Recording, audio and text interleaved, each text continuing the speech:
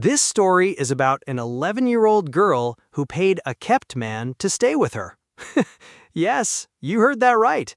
I know it seems really weird, but stick around with me till the end of the manga, and you will find out that this is really wholesome.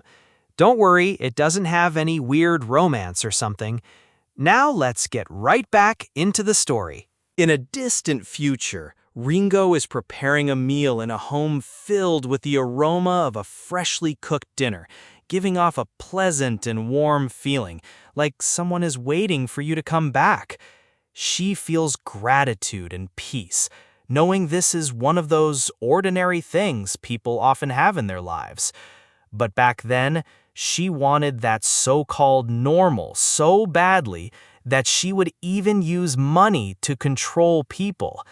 12 years ago, on a busy night in the city streets, a group of high schoolers were taking pictures and teasing a homeless man who was brave enough to sleep in the middle of the road.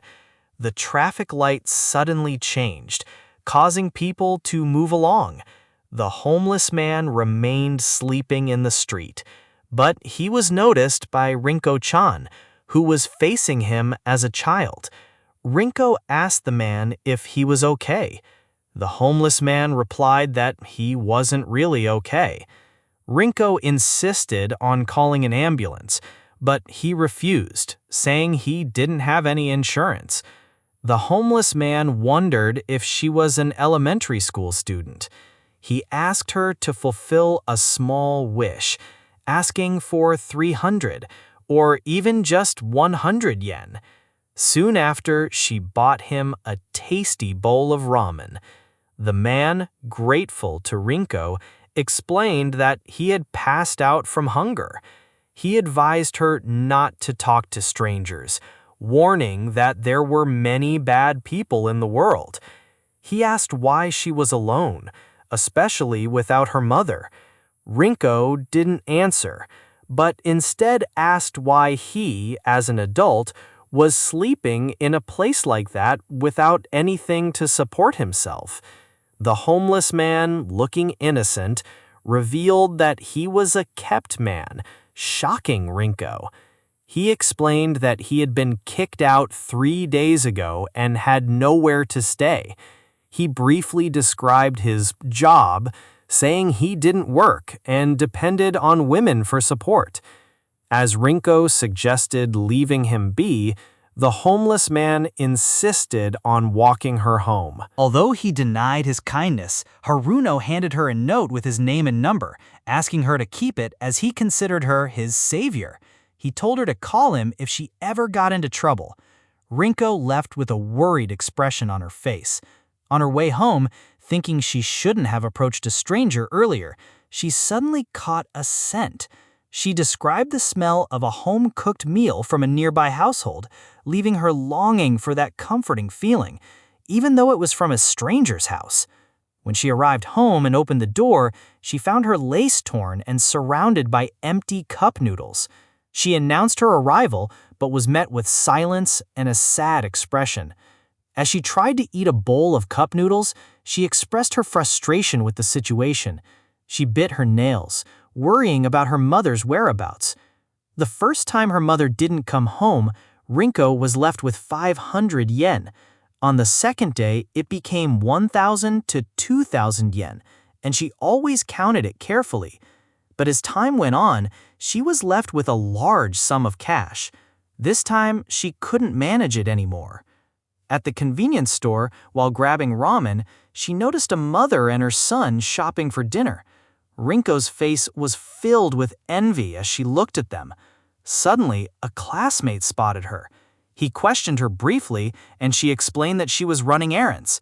The boy seemed suspicious and insisted on checking her cart. He exclaimed at the sight of it, noticing it was full of ramen.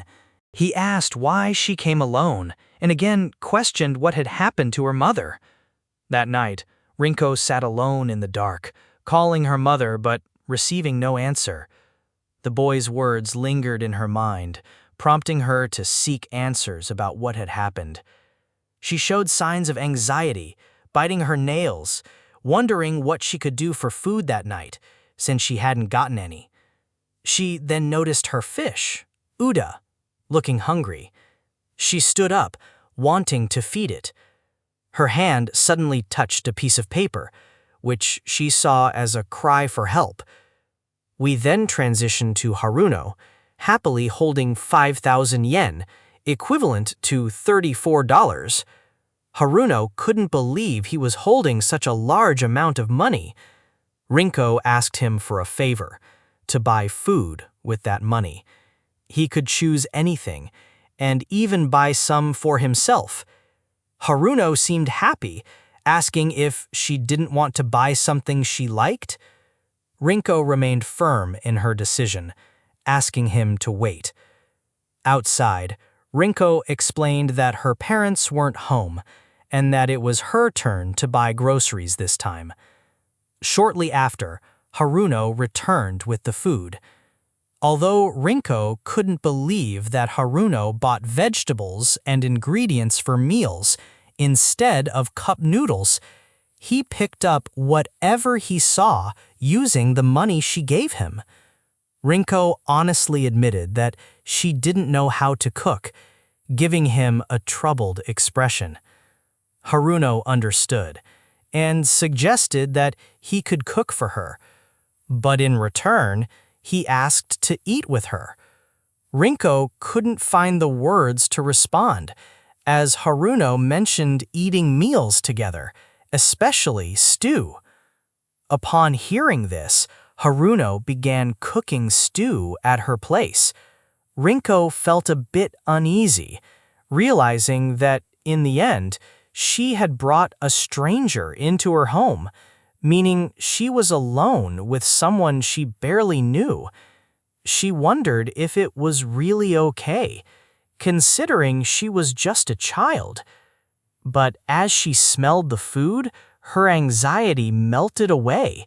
She felt the warm and comforting presence she had been longing for from afar. With this warmth and kindness, she noted the aroma of a freshly cooked dinner. Haruno noticed her reaction, which made Rinko cry tears of joy as she savored the delicious meal with him. After eating, she smiled and chatted with Haruno, grateful for his wonderful cooking. Haruno pointed out that she didn't need to rush to finish her food, as they had plenty of time to enjoy and savor it, encouraging her to eat a lot. Rinko felt reassured by his pleasant and warm smile, though she seemed a bit uneasy as she reflected that she was truly happy. Once again, she was experiencing something normal in her life. Haruno looked at her with mild concern. She spoke about how it had been a long time since she had eaten a home-cooked meal. Though this was ordinary for other children, she wept as she wondered if she had done something wrong, being the only child who seemed unable to experience this normalcy. She cried, wishing to be normal like everyone else. Haruno understood and agreed that she wasn't normal. If she were, she wouldn't have approached someone like him in the first place. Her abnormality was her kindness, as she had been the only person in the crowd that night to approach him. He told her that she was a good child, even if she wasn't normal. As the night drew to a close, Haruno praised Rinko for being kind and prepared to leave. But he was suddenly stopped as Rinko expressed concern about him sleeping in the street, exclaiming that it would be more convenient for him to stay with her.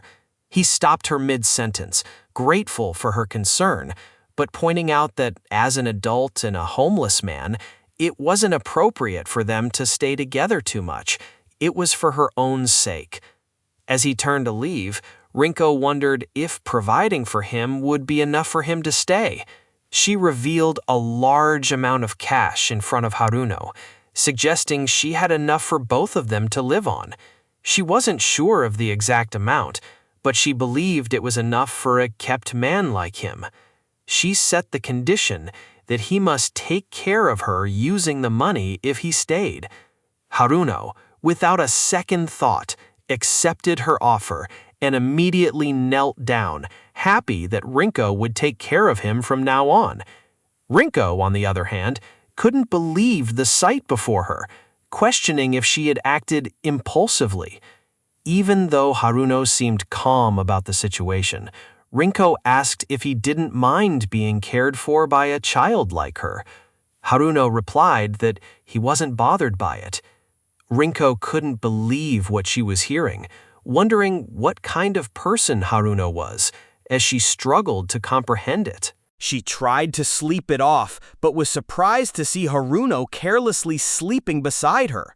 As he tried to enjoy the soft bed, he was pushed away, being warned that her room was off limits. That night, Rinko wondered if this was normal, as she couldn't imagine a decent person agreeing to her offer. She concluded that Haruno was a strange person, but then reminded herself that she was the one who had approached him in the first place, questioning her own actions. We flash back to when Rinko was still enjoying her childhood with her mother. Her mother had told her that the fish would gradually survive on its own and could even swim alone. Her mother's words connected to her current situation as she slowly began to get used to it, little by little. Slowly drowning in loneliness, Rinko wondered if her mother even thought about whether her own daughter could manage on her own.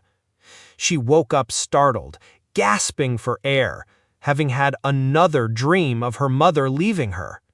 She was interrupted and annoyed to see Haruno at her bedside. He excused himself, explaining that she had a bad dream and he wanted to check on her. Rinko exclaimed that she had gone overboard yesterday, and continued pondering whether she shouldn't have made that offer. Haruno waved it off, pointing out their promise, and even going so far as to make her breakfast. Rinko, on the other hand, hurried off to school. She was surprised when someone bid her farewell, saying to take care. When she arrived at class, her classmates seemed to notice her lateness, which wasn't normal. Although she excused herself, saying her mother had overslept too, she kept reassuring herself that her situation wouldn't be discovered, acting like any other normal kid. Her friend suddenly interrupted her thoughts, suggesting they visit her house. She hesitated, but quickly came up with an excuse on the spot. As she walked home, she promised herself never to invite her friends over, since she couldn't let them know the truth. When she arrived, Haruno was sound asleep on piles of trash. She also noticed he had been drinking alcohol, but stopped herself in anger as Haruno cheerfully welcomed her home. She didn't push her anger toward him because she had to go to the convenience store. As they headed outside, Rinko felt awkward holding his hand. They argued briefly when suddenly recognized her. Turning around, she saw their neighbor, Sasaki-san. She noticed the young man beside her and quickly came up with the excuse that he was a relative staying for a while because her mother was on a business trip. The neighbor seemed like the gossip type. Rinko chatted about how her mother called every day, worrying about her. But the more she spoke, the tighter the squeeze in her chest became. Haruno noticed this and praised Rinko, smiling happily and comforting her as he subtly guided the neighbor away, taking Rinko out of the uneasy situation.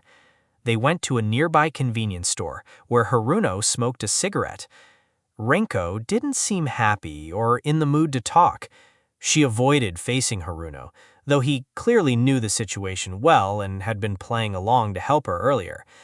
She wondered if he knew all her lies. Haruno didn't seem interested in getting involved in other people's business.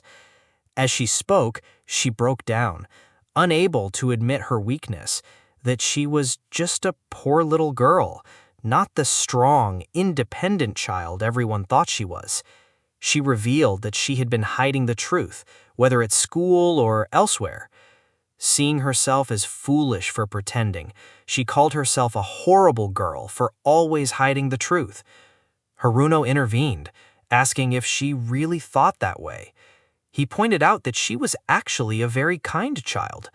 He analyzed her, noting that the person she didn't want others to think badly of wasn't herself, but in truth, her mother. This made Rinko realize the cause of her hiding the truth from others. Her genuine love for her mother was evident in her actions. Rinko stopped his words, telling him it sounded foolish, as there was no way she was defending a mother like hers, especially a mother who abandoned her own daughter.